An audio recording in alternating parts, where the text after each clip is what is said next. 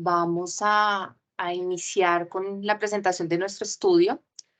Quiero aclarar que esta es la continuidad del proceso que iniciamos el año pasado también en el Congreso, donde presentábamos el planteamiento de la investigación y ahora pues traemos nuestros resultados. El estudio fue el análisis descriptivo de la variabilidad en días sugeridos de las incapacidades temporales prescritas por el médico general y su impacto en una EPS en Colombia. Los ponentes, el profesor Andrés Celi Jiménez, la profesora Tania Lisbeth Orjuela y Jennifer Henao Castro. Para arrancar, quisiera extraer un poco del estudio de Santiago Echavarría en el 2009. Me permito leerles textual, abro comillas. El dinero que se gasta en una partida disminuye a corto, mediano o largo plazo la capacidad de invertirse en otra. Así, el gasto en incapacidades temporales compite con inversión en infraestructura, equipamiento o compra de medicamentos. Quería presentarles esta parte del estudio porque finalmente es lo que nos motiva hoy o nos motivó a hacer esta investigación y a los resultados que les queremos presentar. Entonces, como para recordar, está nuestro grupo de investigadores, el profesor Andrés Celi Jiménez de la Fundación Universitaria Sanitas del Instituto de Gerencia y Gestión Sanitaria, líder del Semillero de Informática Médica, la profesora Tania Lisbeth Orjuela, también docente de la Fundación Universitaria Sanitas del Instituto de Gerencia y Gestión Sanitaria, líder del Semillero de Calidad y Auditoría en Salud, Jennifer Henao Castro, estudiante de la Fundación Universitaria, bueno, estudiante y actualmente egresada de Unisanitas de la especialización en Gerencia de Organizaciones del Sector Salud. El año pasado participamos en el Congreso como parte del proyecto de grado para optar el título como gerente de organizaciones del sector salud y pues en estos momentos queremos presentarles nuestros resultados. Entonces, para arrancar, es importante tener en cuenta que en Colombia la población que cotiza el Sistema General de Seguridad Social en Salud adquiere un derecho, el derecho a un subsidio económico que es suministrado por el Estado o por el Sistema General de Seguridad Social en Salud para suplir o cubrir esa ausencia de recursos económicos que genera un trabajador por una baja laboral como consecuencia de una disminución de su condición de salud. Entonces, considerando que adquieren este derecho, es importante tener presente cuáles son los tres propósitos principales de las incapacidades médicas. Entonces, el principal propósito de una incapacidad es recuperar o generar un tiempo de reposo para recuperar la salud de esa persona, que se podría considerar que es uno de los más importantes. El segundo propósito de las incapacidades es precisamente soportar esa ausencia laboral o esa baja laboral como una justificación ante un empleador, porque precisamente la persona al ausentarse pues no podrá hacerse cargo de las actividades que habitualmente desempeña. Y el tercer propósito es poder garantizar el auxilio económico para el trabajador, que en el caso de Colombia no es al 100% para las incapacidades de origen común o por contingencias no relacionadas con el trabajo. Entonces, esos son los tres principales propósitos que es importante que se tengan en cuenta, no solo en la investigación, sino en el día a día. Partiendo de esto, de esa premisa, pues queremos recordar que los recursos con los cuales se reconocen o se pagan las incapacidades temporales a los trabajadores son recursos públicos del sistema de seguridad social en salud. También es importante precisar que es fundamental la pertinencia médica y tener en cuenta esos propósitos a la hora de hacer una prescripción de una baja médica por parte del profesional tratante, sea médico o odontólogo, en el momento de una atención. Las razones que nos orientan a hacer el estudio, como se los decía inicialmente, pues es que hay un impacto económico y que la destinación de recursos para el pago de incapacidades, pues obviamente nos va a generar una baja en los recursos para otro tipo de actividades o de necesidades en el sistema de salud. Entonces, una de las razones que nos orientan es que no hay muchos estudios respecto al impacto de la variabilidad en días prescritos de incapacidad con relación o en comparación con los días sugeridos de incapacidad, ya lo vamos a ver un poco más adelante, que los diferentes estudios que encontramos demuestran que hay un incremento tanto en el número de días de incapacidad como en la frecuencia de estos episodios. O sea, no solo es que han aumentado la duración de las mismas, sino que también hay un aumento en la cantidad de incapacidades que se otorgan. No hay tiempos óptimos de incapacidad en Colombia de forma estandarizada. Sí, la mayoría de EPS cuentan con un estándar o una recomendación de tiempos de reposo por diagnóstico al interior de las organizaciones, pero no hay un estándar a nivel del país, por lo tanto, hay variabilidad en los tiempos sugeridos de acuerdo a las experiencias, de acuerdo a los sistemas de información y a las estadísticas de cada entidad. También hay un retardo en los procesos de reintegro laboral de los trabajadores y estos retardos generan diferentes connotaciones, no solamente en la parte económica, no solamente en el sistema general de seguridad social en salud, sino también a través del impacto con la connotación para el trabajador, para la familia del trabajador, para las empresas y para la sociedad en general.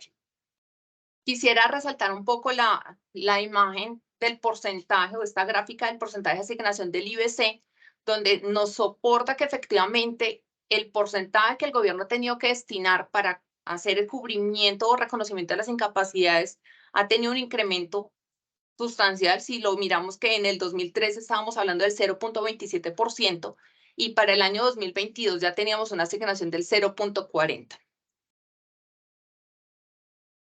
Parte de nuestros antecedentes, de pronto los que más quisiéramos resaltar, está Santiago Chavarría en el 2009, donde hablaba de los problemas que están relacionados con la prescripción médica de las incapacidades y cuál es la importancia de esta actividad en términos no solamente médicos, sino también económicos. El estudio de Isabel Tora Rocamora en 2010, donde precisamente habla de la duración de estos episodios de incapacidad y hace un análisis de estos tiempos de duración respecto a las 7 regiones sanitarias de Cataluña. María Villaplana, donde hace un análisis de las variables y la correlación de las variables sociodemográficas, laborales, organizativas, del entorno, con la duración de la incapacidad temporal por contingencias de origen común. Por su parte, Mónica Ballesteros en 2016 hace una reflexión frente a los conflictos bioéticos que surgen en esa relación médico-paciente en cuanto al proceso de generación de una incapacidad o una baja médica. Y Manuel Pardo hace un análisis de las variables que guardan relación con esas incapacidades temporales y también con las incapacidades permanentes, viéndolo no solo desde una parte económica, sino también desde el componente médico.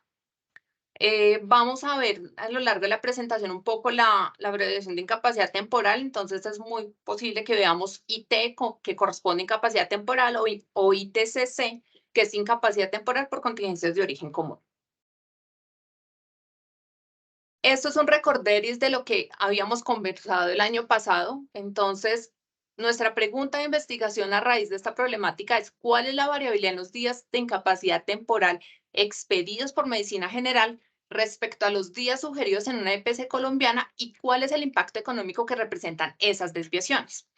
Nosotros vamos a hablar un poco acá del concepto de desviación, viéndolo más hacia las incapacidades que superan esos tiempos recomendados. El objetivo de este estudio precisamente era analizar la variabilidad en los tiempos de duración de las incapacidades temporales expedidas por medicina general respecto a esos días sugeridos en una EPS colombiana, que nos permitiera identificar cuáles eran los diagnósticos con mayor frecuencia de desviación, cuál era ese impacto y de esta manera poder llegar a considerar algunas estrategias para controlar o mitigar el mismo. Dentro de nuestro análisis o planteamiento de la investigación, generamos una hipótesis. Nuestra hipótesis es posible, mediante el uso de modelos descriptivos, identificar la variabilidad de los días de incapacidad temporal reportados en una EPS colombiana para la atención en medicina general.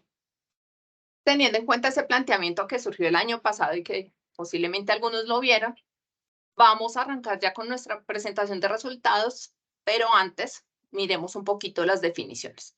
Entonces tenemos que partir que la incapacidad temporal es una restricción o una limitación en la condición de salud de una persona, pero esta limitación es de forma temporal. Y esto es muy importante que lo tengamos en cuenta, porque cuando hablamos de incapacidades temporales, ese es el factor predominante, que no se posterguen, que no se perpetúen en el tiempo, como vamos a ver más adelante que puede ocurrir.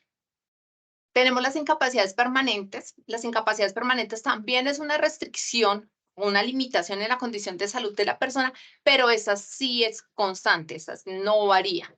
Entonces, podemos hacer un ejemplo, una incapacidad temporal o un cuadro gripal, mientras que en una incapacidad permanente podríamos considerar la amputación de algún miembro. Y pues en este contexto no lo vamos a manejar, solamente estamos enfocados en incapacidades temporales. Origen de la incapacidad. El origen de la incapacidad es hacer esa clasificación de si una incapacidad está relacionada o no con la ocupación o un trabajo o el trabajo o con un accidente de trabajo, se consideraría como una incapacidad de origen laboral, o las incapacidades de origen común, que son todas aquellas que se producen por algún diagnóstico, por una condición médica que no está relacionada con el trabajo o con la ocupación de la persona. El tiempo óptimo o días estándar es el tiempo establecido y ya analizado que requiere una persona para recuperar la salud por cierto diagnóstico.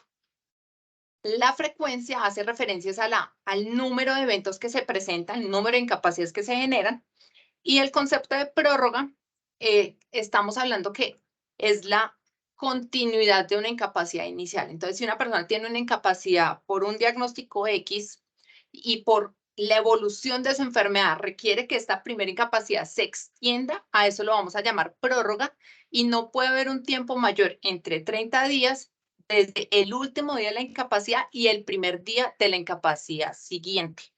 Cuando se habla de prórroga, estamos hablando que son por diagnósticos correlacionados, es decir, que la incapacidad que se extiende esté relacionada con el diagnóstico de la incapacidad inicial. Nuestra metodología, definimos realizar un estudio cuantitativo descriptivo de corte transversal. Nos basamos en el método unificado de soluciones en analítica de minería de datos. La metodología es un DM.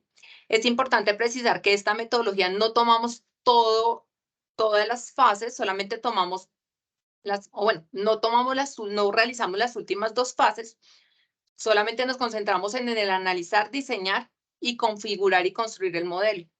Entonces, para esta metodología, en la fase de analizar, tuvimos en cuenta pues el análisis de las necesidades del proceso, cuál era la problemática de la entidad, definimos nuestro problema, hicimos una clasificación inicial de esos datos que se querían analizar.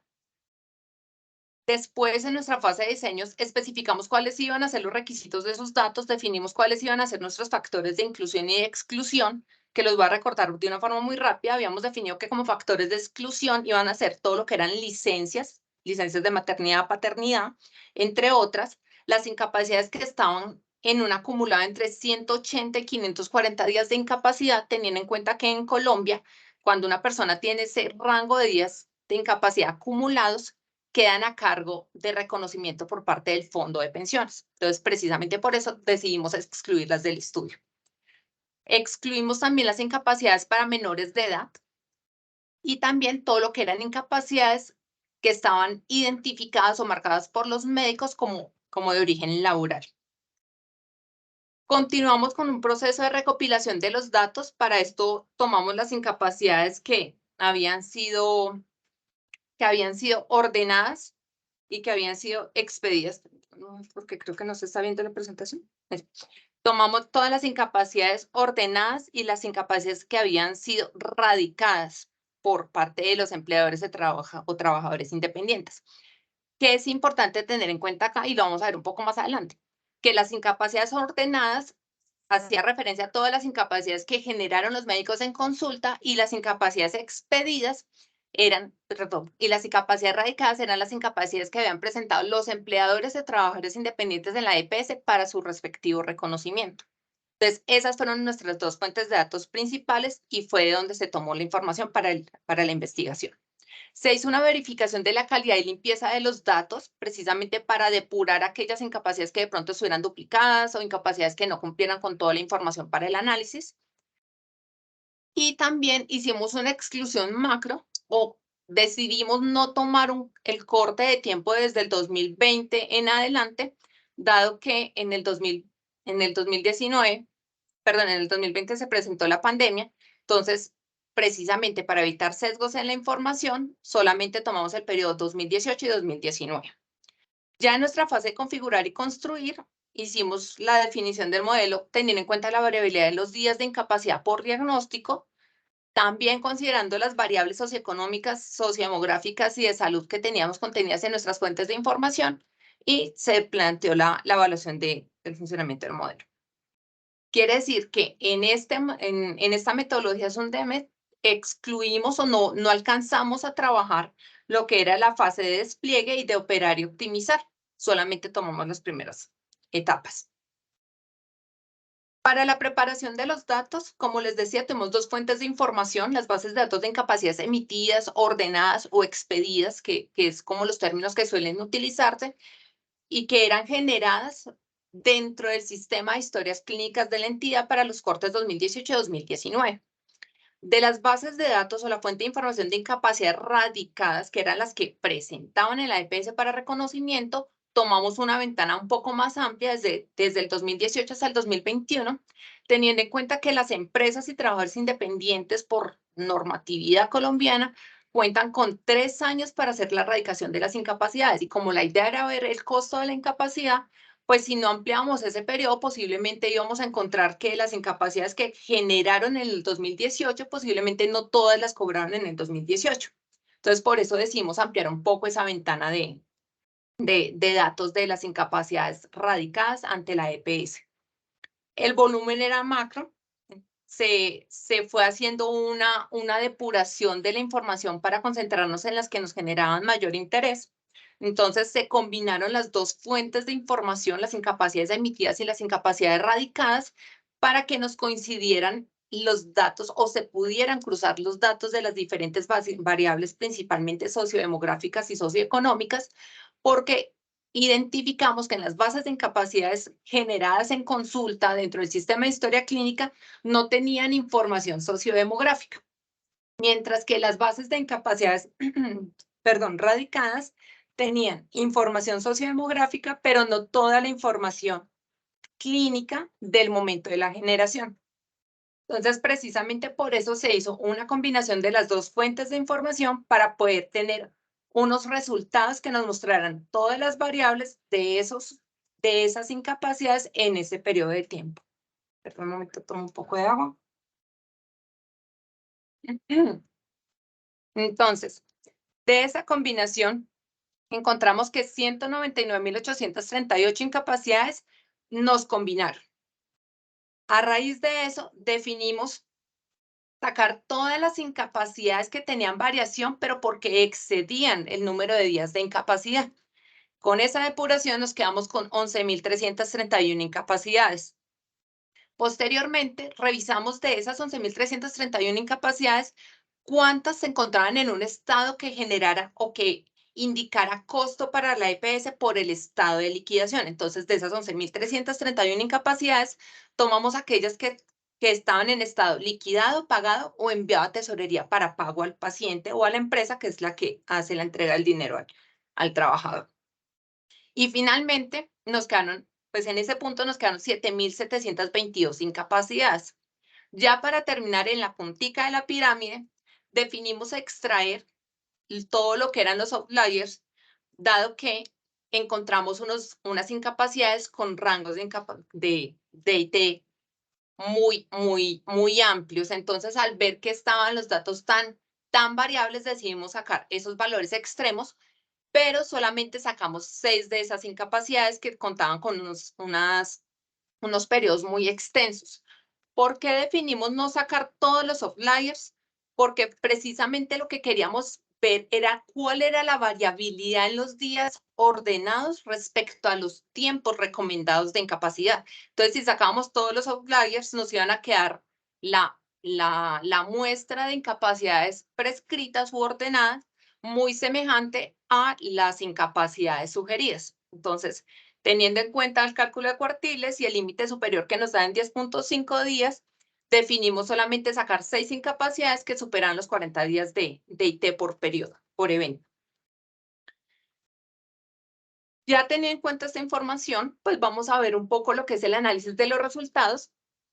Partiendo del tipo de estudio, partiendo de la metodología definida y de que teníamos nuestra hipótesis, se determinó realizar una prueba de hipótesis con el fin de comparar esa variabilidad en los días de incapacidad ordenados respecto a los días de incapacidad sugeridos y poder identificar si efectivamente había una evidencia estadística significativa que nos mostrara que hubiese una variabilidad o que fueran mayor los días ordenados respecto a los sugeridos.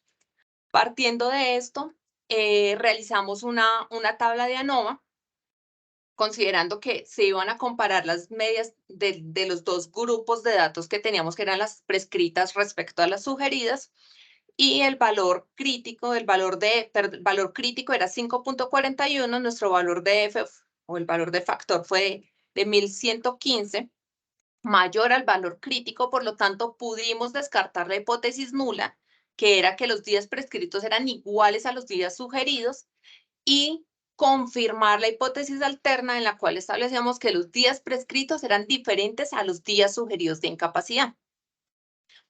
Teniendo en cuenta esto, quisimos hacer la ratificación, entonces realizamos la prueba de Wilcoxon para variables independientes, dándonos el valor de P menor a 0.001, es decir, muchísimo menor al valor de significancia, que era 0.05. Por lo tanto, aquí también pudimos descartar esa hipótesis nula, en la cual la media de los días prescritos era igual a la media de los días sugeridos, y pudimos confirmar que la media de los días prescritos era mayor a la media de los días sugeridos. Entonces, de esta manera pudimos comprobar nuestra hipótesis y, a través del estudio, confirmar la variabilidad en los días de incapacidad prescritos respecto a los días ordenados. En cuanto a la distribución de las incapacidades temporales con variación, ¿qué pudimos encontrar? Que el 6%, o sea, solo el 6% excedieron los días sugeridos de incapacidad. El 94% restante presentaban o eran equivalentes, es decir, los días prescritos eran iguales a los días ordenados, o los días prescritos eran inferiores a los días sugeridos. Solo el 6% excedieron los días de incapacidad sugeridos. Sin embargo, vamos a ver un poco más adelante que, a pesar de que es un porcentaje pequeño, sí tiene una connotación económica para la EPS como intermediaria, que es la que hace el pago al trabajador y a la empresa, pero pues finalmente eso redunda en el Sistema General de Seguridad Social en Salud. Por otra parte, vemos la proporción de incapacidades con variación de los días estándar. Quiero aclarar que esta gráfica de barras que este histograma que les presento es con unos rangos de interés para la EPS que se estudió. Entonces, para ellos era de importancia conocer esos rangos entre 1 a 2 días, 3 a 5 días, 6 a 10 días, etcétera. Pues precisamente porque en este comportamiento o en estos intervalos de días se puede establecer quién es el responsable del pago. Recordemos que en Colombia los primeros 2 días de incapacidad están a cargo del empleador, y a partir del día tercero estaría a cargo de la EPS, es decir, del Sistema General de Seguridad Social en Salud. Esto ocurre cuando las incapacidades son nuevas. Cuando las incapacidades son prórrogas, la incapacidad está a cargo de la EPS cuando es de origen común desde el día 1.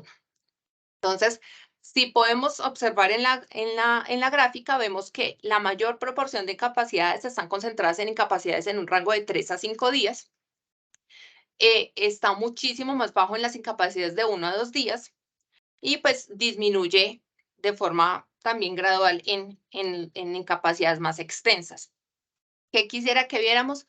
Que la mayor parte de las incapacidades con desviación de los días estándar están concentradas en las incapacidades de 3 a 5 días. Acá un poco el comportamiento por ciudades. Vemos que solamente me traje las dos principales, que eran Bogotá y Cali, principales porque tienen una mayor participación respecto a las demás ciudades del país. Solamente entre Bogotá y Cali se concentra el 50% de las incapacidades que presentan desviación de los días estándar. Entonces, por eso quería presentarles esto.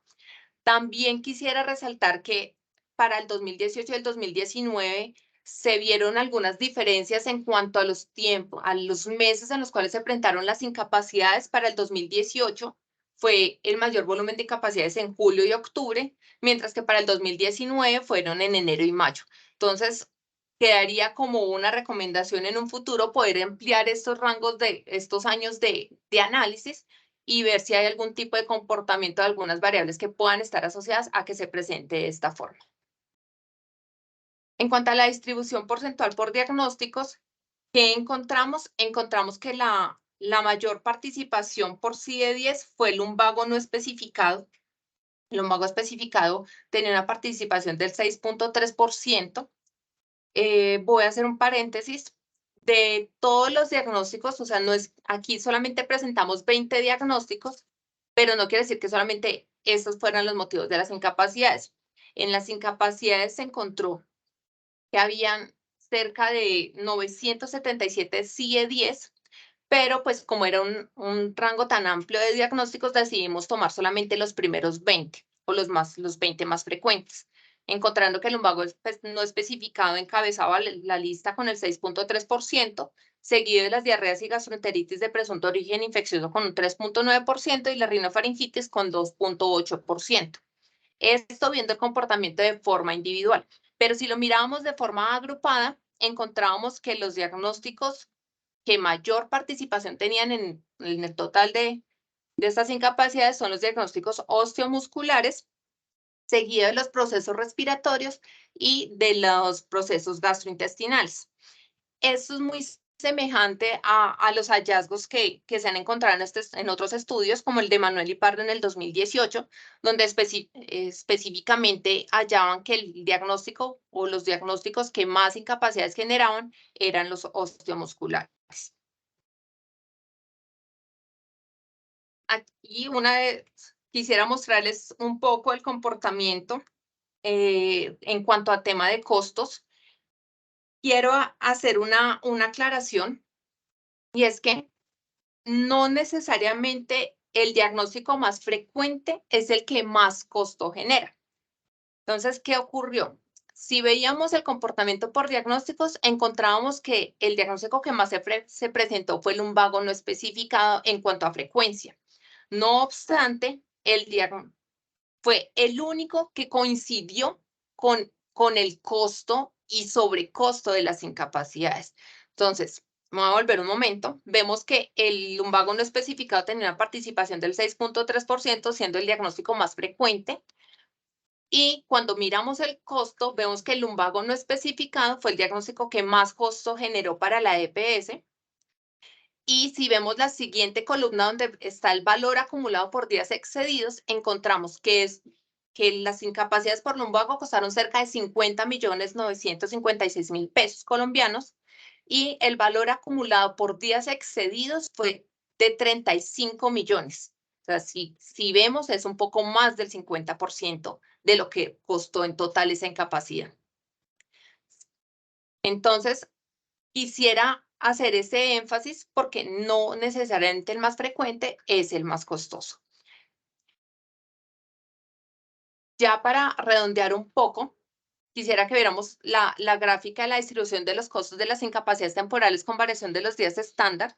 Este ya es el costo agrupado. Entonces vemos que de las incapacidades que generaron un pago por parte de la EPS, ese valor total de incapacidad fue 1.447 millones. Sin embargo, de esos 1.447 millones, el sobrecosto o el valor de los días excedidos fue de 867 millones. Es decir, cerca del 60% más de lo que se esperaría pagar. Entonces, el costo de los días estándar en este grupo de incapacidades implicaría indicaría que lo que se debe haber pagado por incapacidad era cerca de 580 millones y el sobrecosto fue de 867 millones. Aquí hay que hacer una anotación, y es que en este estudio no entrábamos a establecer la pertinencia de esos días excedidos. Hay que tener en cuenta que esto es un estándar o unos tiempos establecidos por la EPS por CIE-10, pero al interior de cada caso, al interior de cada paciente, posiblemente hayan situaciones que pudieran indicar que hay pertinencia en esa desviación de ese tiempo estándar, pero ese no fue objeto de este estudio y se podría considerar para analizarlo más adelante. Bueno, ya como para concluir un poco, pues encontramos que efectivamente se confirmó la hipótesis alterna. Los días prescritos son diferentes a los días sugeridos por CIE-10 en la EPS o por diagnóstico en la EPS. Del mismo modo, se ratifica la variabilidad de la mediana de los días prescritos respecto a los días sugeridos.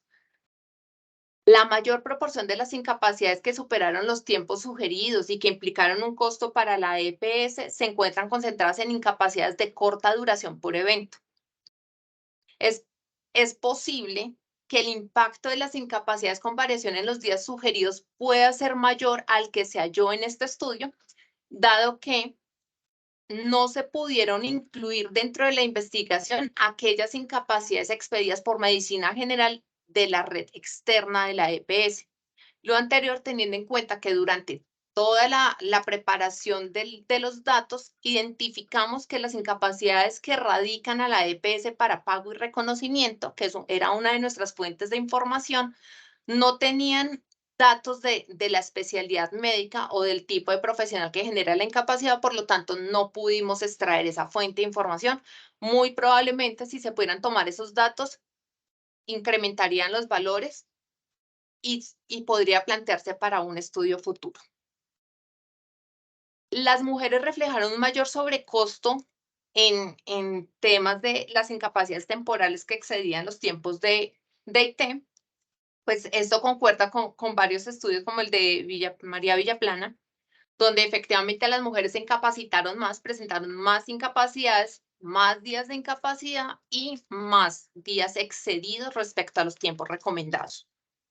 Entonces, efectivamente, las mujeres tuvieron un mayor sobrecosto, donde el 62% de las incapacidades, el 62% del valor reconocido por las incapacidades de las mujeres era un pago por días que superaron el estándar, mientras que en el caso de los hombres se presentó en un 58%.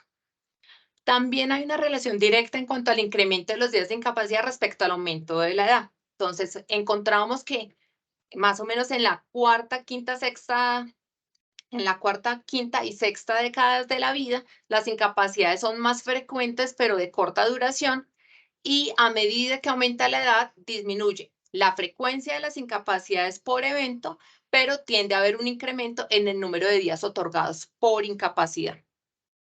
Adicionalmente, en Colombia hay una evolución normativa significativa en cuanto a lo que es la prescripción, liquidación y reconocimiento de incapacidades, pero no hay estudios que muestren el impacto de esas incapacidades temporales para las EPS y otras entidades del Sistema General de Seguridad Social en Salud.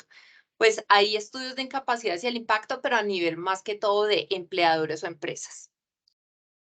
Como recomendaciones, consideramos que es recomendable para la EPS incluir y registrar en los reportes de incapacidades ordenadas y radicadas datos más uniformes frente a variables demográficas, socioeconómicas y de la condición de salud, no solo para estudios futuros, sino para el análisis del día a día que puedan llegar a ejercer dentro de su proceso de recepción, análisis, liquidación y reconocimiento de las incapacidades y futuro cobro ADRES.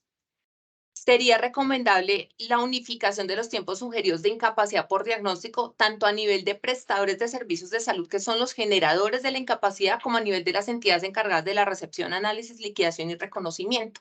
En estos momentos, pues se unifican mucho los tiempos sugeridos de incapacidad a nivel de las entidades entidades promotoras de servicios de salud, pero no a nivel de los prestadores. Entonces sería de valor o tendría un gran valor que se unificaran esos tiempos para que el prestador de servicios de salud estuviera alineado con la entidad que se encarga de hacer el análisis y de una u otra forma poder apoyar en el control del sobrecosto por incapacidades.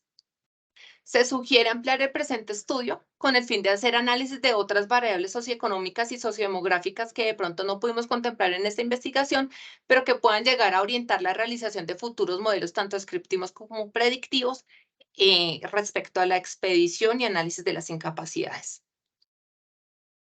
Listo. Recuerdo que este trabajo correspondió a parte del proyecto de grado para optar el título de gerente de organizaciones del sector salud de la Universidad Unisanitas.